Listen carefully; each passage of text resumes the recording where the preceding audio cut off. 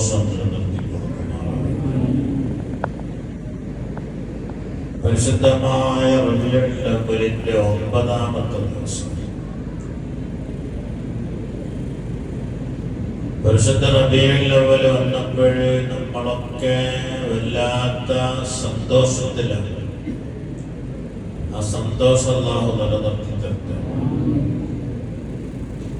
ഖുൽ ബിഫദ്ലില്ലാഹി വബിറഹ്മതിഹി ഫബിദാലിക ഫൽയഫ്റഹൂ ഹുവ ഖൈറും മിമ്മാ യജ്മഊൻ. അങ്ങനെയാണ് ഖുർആൻ സൂറത്ത് യൂനുസ്.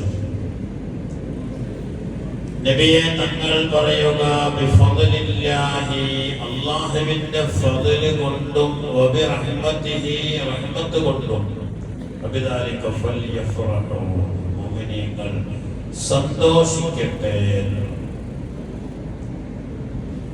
ഹുവ ഖൈറും മിമ്മാ യജ്മഊന, അവർ സമ്പാദിക്കുന്ന സർവ സമ്പത്തുകളേക്കാൾ അതാണ് അവർക്ക് ഏറ്റവും ഉത്തമം.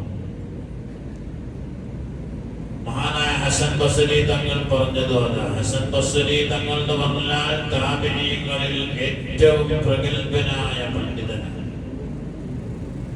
70ഓളം സഹാബത്തിന്റെ കൂടെ നടക്കുകയും അതിൽ 30-ലധികം ബദറിൽ പങ്കെടുത്ത സഹാബികളെ കാണുകയും ചെയ്ത വലിയ മഹാനാണ് ഹസൻ ബസ്രി. അവർ പറഞ്ഞത് ലൗ കാന ലീ മിസ്ലു ഉഹദിൻ ദഹബൻ, എനിക്ക് ഉഹദ് പർവതത്തോളം സ്വർണ്ണമുണ്ടായിരുന്നെങ്കിൽ ലഅൻഫഖതുഹു അലാ മൗലിദിൻ നബി സല്ലല്ലാഹു അലൈഹി വസല്ലം, നബി തങ്ങളുടെ മൗലിദിന് വേണ്ടി ഞാൻ അത് ഉപയോഗപ്പെടുത്തുമായിരുന്നു. ഇപ്പൊ നമ്മള് ബദരീങ്ങളെ റസൂലുള്ളാഹിന്റെ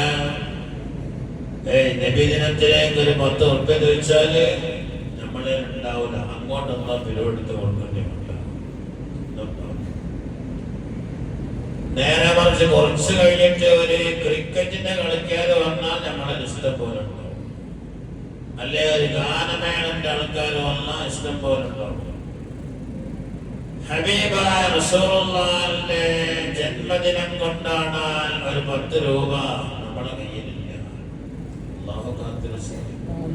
ഇപ്പോഴേ എല്ലാവർക്കും ഫീ ഖുലൂബിഹിം മറദ്, എല്ലാം പറ്റും. അങ്ങനത്തെ ഒരു ഈമാൻ അപ്പൊ നമുക്കൊക്കെ ഉള്ളത്. എല്ലാം പറ്റും. ഇനി എല്ലാം പറ്റൂല എന്ന് പറഞ്ഞാല് അതും പറ്റും. മൗലിദും പറ്റും. അത് ശിർക്കാണെങ്കിൽ അതും അങ്ങനെ തന്നെ. ദിക്റ് പറ്റും. ദിക്റ് പാടില്ല. ഈ ബനൂ ഇസ്രായേലിലെ ശിക്ഷ ഇറങ്ങാനുള്ള കാരണം എന്താന്ന് പറയുന്നത്? ബനൂ ഇസ്രായേൽക്കാരിൽ ശിക്ഷ ഇറങ്ങാനുള്ള കാരണം കള്ളു കുടിക്കൂ, വ്യഭിചരിക്കൂ, തെറ്റ് ചെയ്യൂ.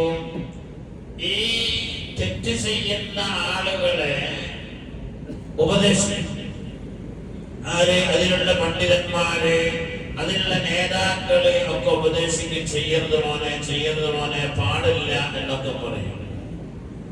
പക്ഷേ ഹദീസ് പറയുന്നത് അതൊന്നും പിറ്റേ ദിവസമാകുമ്പോൾ, അല്ലെ അന്ന് വൈകുന്നേരമാകുമ്പോൾ ജലീസഹു ഖഈദഹു അഖീലഹു ശരീബഹു, ആ തെറ്റ് ചെയ്യുന്ന ആളുകൾക്ക് ഒരു സജ്റും കൽപ്പിക്കാതെ അവരെ കൂടെ പന്തളിക്കും, അവരെ കൂടെ ചായ കുടിക്കും, അവരെ കൂടെ ഭക്ഷണം കഴിക്കും, അവരെ കൂടെ ഇരിക്കും, അവരെ കൂടെ സൊള്ളും. അതാണ് ബനൂ ഇസ്രായേലിന്റെ വലിയ ബന്ധം. നമുക്കും അങ്ങനെ തന്നെ. കള്ളു കുടിക്കുന്നാല്, വ്യഭിചരിക്കുന്നാല്, തെറ്റ് ചെയ്യുന്നാല് ഉപദേശിക്കും. പക്ഷെ ഉപദേശിക്കും അവരെ തന്നെ നമ്മളുണ്ടായി. ഇവൻ നമുക്കുള്ള കുഴപ്പമെന്ന് പറഞ്ഞാൽ നമ്മുടെ ഈമാൻ ഇങ്ങോട്ട് ഓർക്കുന്നില്ല.